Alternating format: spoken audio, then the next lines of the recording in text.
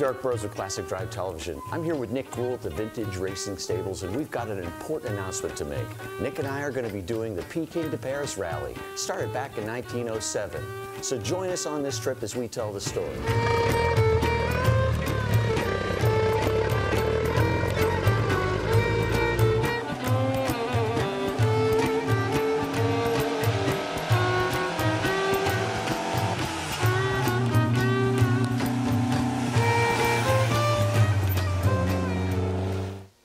Back with Nick, and you know, we're talking about our Peking to Paris rally. And Nick, tell us about this. Why the rally? What is it about?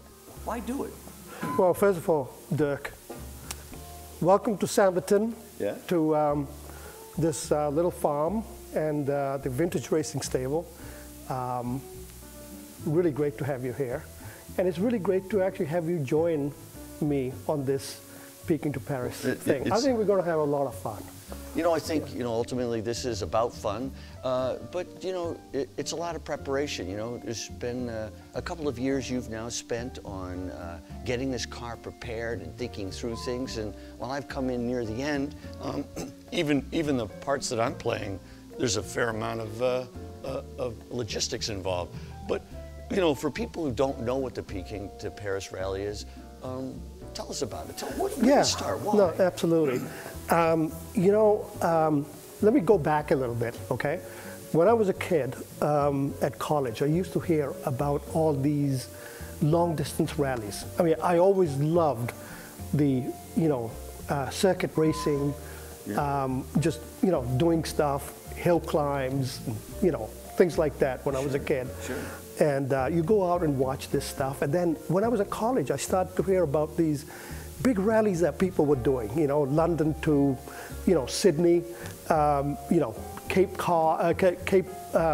down South Africa, things like that, and then there were things like Dakar, rally, which happens, every year, and it's one hell of a rally, and you see a lot of people actually get involved in that, but unfortunately here in the U.S. we haven't really been too involved with that stuff. It's really a shame, because I hope that kids will get involved with this rally, and get interested in cars as well as what it takes to actually do a rally like this, because it's a real challenge.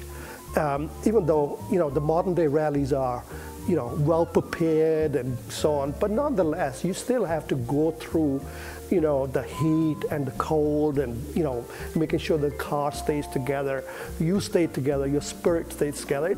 It's a neat thing to do, and there are people that really enjoy that. Well, for a 12,000-mile rally over a 36-day period, there is an awful lot of preparation. And so for people who don't know about it, it actually starts in Peking, which is actually modern-day Beijing, right? Yeah, right. And so the rally starts there and goes a few days into Mongolia. We actually drive into Mongolia. Oh, right? absolutely. I think this rally actually goes through all kinds of desert, mountains, and you can get lost. There's no signs there. The next sign might be 1,000 miles away. So if you take the wrong turn, you're kind of a little stuck. And you may not actually get there for another couple of days. I mean, it's if you take a wrong turn. So it's really important to be prepared. But the interesting thing, Dirk, is that the first rally for your viewers actually took place in 1907. I think it was over 25 cars that entered. 1907, if you remember, the cars were archaic, and in those days, people actually, the newspapers and the industry moguls actually put up prize money. So the first prize money on this 1907 Peking to Paris car was 2,000 francs. In those days. It was an amazing thing. So you go out there and get this, and So as it turns out, less than 10 cars actually turned up in Peking for that race in 1907. A lot of work just to get there. Yeah, and the car that won was a prince, and he decided he's going to enter the car. It was an Italian prince, so the car was Ital, you know. And what happened was, he actually entered the race, but guess who the driver was? He took his chauffeur with him. So, Dirk, I'm really glad that you chose me as your chauffeur. Yeah, that's great. Yeah. So we're starting in Peking. You know, we're having to repair. We're having to ship the car over in March. There's a lot of preparation. We're going through nearly 11 countries to get through there, all land-based. Right. We have 7 days that we're in a tent in the desert, essentially. Right. And then there's accommodations along the way and a day or two of rest. But for all the practical purposes, this is a race. This is a race, and I must admit, it was probably about 10 years ago or so. I said, you know what, this would be a neat thing to do, you know. And then I started saying, okay, I think we're going to do this race. Let's see what car we'll pick. Right. Okay, I mean, that's where it started, you know. And then I started researching what are people really bringing, and there were all kinds of things. There were Bentleys, Rolls Royces, and even an Aston DB6 has run the race, you know. And I can't imagine some of the other stuff that has run. Actually, this year, believe it or not, one of my friends is bringing a 1910 steam car, and he happens to live in Connecticut. So, you know, and there's going to be a bunch of American guys doing this. So it's not just us. If you follow us, it's going to be a bunch of people that you're going to be, you know, rooting for. It could be a Connecticut car, it could be a New Jersey car, or it could be, in our case, it's a New Hampshire car, or call it Boston car. I don't care. It's you know, it's our deal kind of thing.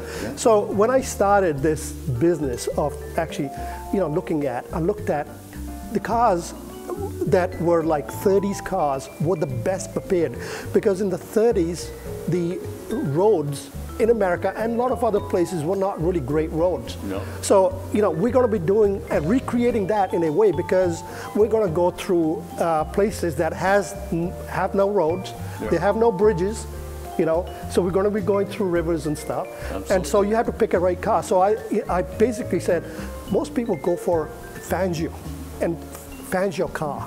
And Fangio learned his racing back in the 40s in 30s cars, built very much like this Packard.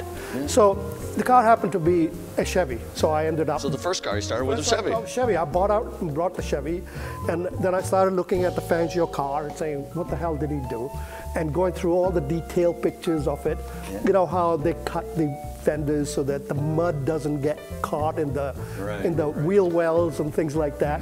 So, you know, and then when the car arrived, you know, it was a car out of California. You know, beautiful Chevy, 1937, I think it was. Beautiful Chevy, and I was sitting there in this shop saying, you know, we're going to have to cut this car up. And as a car guy, I kept saying, this car has made it all this way, and now we're going to cut it up. I just can't do it, you know. So you know, so I ended up selling the car to a gentleman out of Connecticut who still has the car, enjoys it, takes it to shows and stuff, because it was that nice a car. So, and then I said, well, you know, a lot of people have run the Chevys. What else can we do that is just as strong and really a great car for this event?